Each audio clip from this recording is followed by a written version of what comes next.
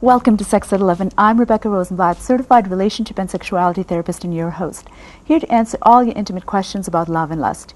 To further explore that topic and love versus lust in general, we're now being joined via phone by one of my favorite guests, Denise Charles, all the way from Barbados. For those of you who don't already know her from previous appearances, Denise is the author of How to Have Mind-Blowing Sex Without Losing Your Brain. She's an experienced educator with a master's in psychology and a trainer with several years of experience working with singles as well as couples in the areas of relationships and personal development. Beyond that, she's a happily married life and relationship coach, co-founder and director of Better Blends Relationship Institute, and an international columnist and relationship expert for Hitched magazine, among others. So we're indeed very fortunate to have her joining us tonight to share her words of wisdom on a tough topic where not too many people can be trusted to be forthright. But Denise is an exception, hence one of my favorite guests. Welcome, good evening. How exciting to have you back. Hi, Rebecca. How are you doing? I'm good. How are you? I'm fine, thank you. Thanks for joining us. Let's begin the discussion by distinguishing between love versus attraction. Can you maybe define them for both? I think love and attraction, they're very similar, but obviously there are some marked differences between the two. When we think of attraction, we tend to think of something that causes us to desire what we're attracted to. You know, there's a deep sense of appeal. You know, we feel drawn to someone or we feel magnetized by that individual. And with attraction, we tend to focus on physical features, even though we know that we can be attracted to someone's personality, we can be attracted to someone's energy. But love speaks more of very deep feelings of connection and affection, you know, feelings as though we are really drawn to someone and we want to be connected with them. You know, we feel very, very connected to them. I think love goes beyond attraction, but I think the two are related. And of course, there is the erotic love we know that is very focused on sensuality and on sex, but then there is the higher order love, which I call the unconditional love, which is love by choice. And love tends to be more about the other person, and lust can sometimes be more about ourselves, although, you know, you're interacting with the other person. And then, of course, there's chemistry, too, which can be a product which can be a product of physical affection or familiarity because of something we've experienced before. And that can be good or bad, depending upon which familiar parts of ourselves are being pulled out of us. Now, is falling out of love a valid construct for sustainability in relationships? Pardon me, could you ask that again? Oh, sorry. Is falling out of love a valid construct for sustainability in relationships? Well, I think that the idea of falling out of love really is something that we become muddled by. I think that we really fall out of attraction because I don't think if you really love someone, you're going to fall out of love with them. I think what can happen is that feeling, that powerful feeling of attraction, that initial chemistry, which is so strong when the person is new, we've just met them, or we're now in a new context, that I think that can diminish with time, as happens, you know, that can diminish with time. But I think we don't actually fall out of love. I think if love is concrete, if it is real, if it is genuine, we will continue to love someone, even if it means having to move away from them for a while. That doesn't mean we don't love them. I think what happens is that we fall out of attraction. Someone becomes less attractive to us for one reason or another. It might be something that they're doing differently, or it may be that we have changed, you know. And I think what happens very often with couples is that we expect a relationship to be the same forever. You know, we get that initial rush when we first meet someone, and we expect that is going to last forever, but it never does. Relationships go through a variety of changes, and that is something that we have to come to terms with, that our relationship will not be the same forever. It will go through changes. You know, it will reach a settling period where the excitement diminishes, and that is where commitment steps in, and that's where the unconditional love or the love by choice comes in. So I don't think we actually fall out of love. But it just changes.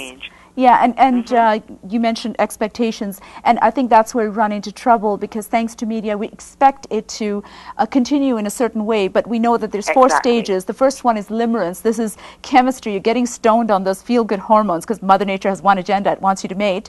And then That's you get right. to the attachment phase and the connection.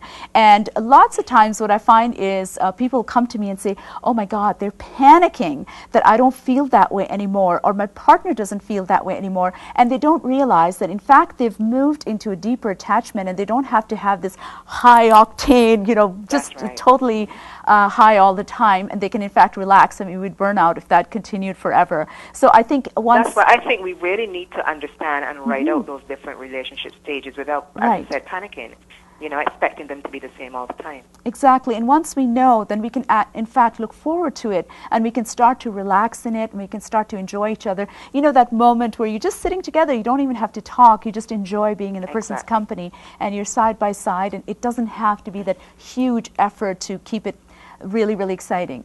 Now, what are some of the reasons why people, you said they don't really fall out of love, but we're talking about that particular feeling when they're no longer attracted. So let's call it fall out of attraction. And are they different for men and women? I think there are differences because, as we all know, men are very visually oriented. They love to see a good-looking woman. They love to see a wonderful figure and so on. I think, obviously, a deep love will go beyond that. But at the same time, I think love and attraction in an extended relationship must work in tandem. We mustn't see them as opposing forces, but as complementary forces. And even though we want to emphasize love and commitment and unconditional love, we don't want to forget that attractiveness is important. So even as women, we need not resent our husbands or significant other because he focuses on our body, because he focuses on some body part. He loves to see us looking attractive. That is how men are made, and that is something that we have to understand. And at the same time, men need to understand that as women, we find the man who's vocal, the man who's able to articulate his emotions, the man who's able to express himself, we find that extremely attractive. We find that extremely sexy. So what it turns out is that our needs, or what we find attractive, is very much focused on what we feel that we need. And if a man thinks he needs a beautiful woman, a woman thinks she needs an understanding man, that is what she and he, that's what they're going to find attractive. And I think what we need to do then is focus on finding out what, what's the driving force behind our partner, what they want, what they really need, and being that person for our partner. Absolutely. It's about what do they need, and it's not the same. So being able to respect the gender differences, and there are very, very good reasons for that. Embrace them. Work them to the max. Absolutely. Yeah. And keeping passion alive, it's so important. I, for one, am a really passionate person no matter what I'm doing. So I think that people, once they stop, and it doesn't have to be the high-octane relationship, it doesn't have to be that intense thing, but it can still be really, really passionate. And, the feeling I was talking about, sitting side by side, but it can still be really passionate, where the person walks in the room and they just kind of take your breath away. I think those are things that we should not minimize, but sometimes people get so caught up in other stuff. And another point, biologically, sex is to men what communication is to women, so that's another thing to keep in mind. When somebody cuts someone off, it's the equivalent of one of those, depending upon the gender. So very, very important to keep that in mind as well, and not to use sex as coinage to reward or punish, because it's sort of like throwing the baby out with the bathwater. That's right. Now, how can we strengthen our attraction for the benefit of love so that the two work in tandem? I think we need to understand that attraction is a dynamic thing. Even though, for example, I am attracted by height. My husband is a very tall man.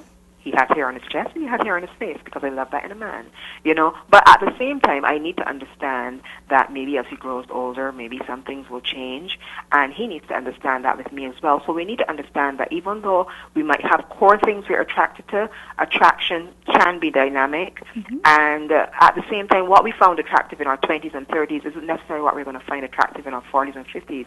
So it means getting in touch with ourselves as well as with our partner, understanding how we are each changing, how as men and women we may have different needs and our needs will change, and connecting with each other. So if we're going to strengthen that, between us, then it means that there must be intimacy, there must be ongoing conversation in the relationship, there must be a relationship. We have to talk.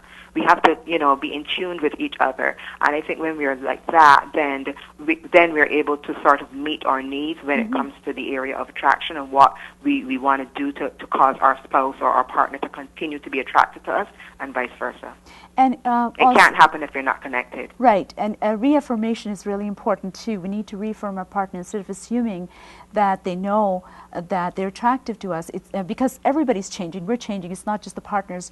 That's right. Partners are changing, and especially as we get older, things may not work the way they once did. So obviously, you have to redefine sexuality and be okay with it. That's right. And get really creative. And just enjoy each other, not be so goal oriented. The almighty orgasm and timing. It just sort of takes away from everything. Of course, this is just the tip of the iceberg. Your book does so much more. It teaches us a lot. So can you really quickly tell us a little bit more about your book?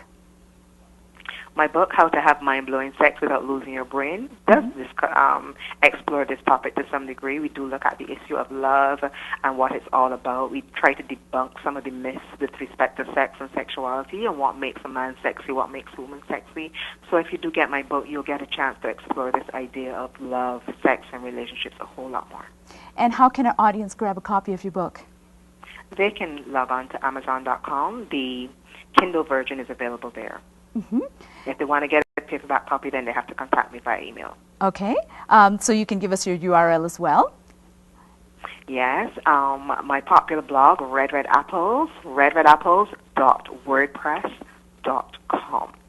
I love starting and you can email me at betterblends@gmail.com. Super. I love starting my day with your blog posts and tweets, etc. It's my apple a day that kind of keeps me on track. So it's always delightful, and you've got a presence in Facebook as well. That's right. Can be easily found on Facebook. Yeah, lots and lots of good stuff there. And you're saying that people can write you directly? They can. They can email me at betterblends. Better, BETTER, BLENDS, Super. I'm sure that our audience would love to grab a copy of your book. Highly recommended. I thoroughly enjoyed it and wish you lots and lots of success in all your ventures. Thank you, Rebecca. Good night.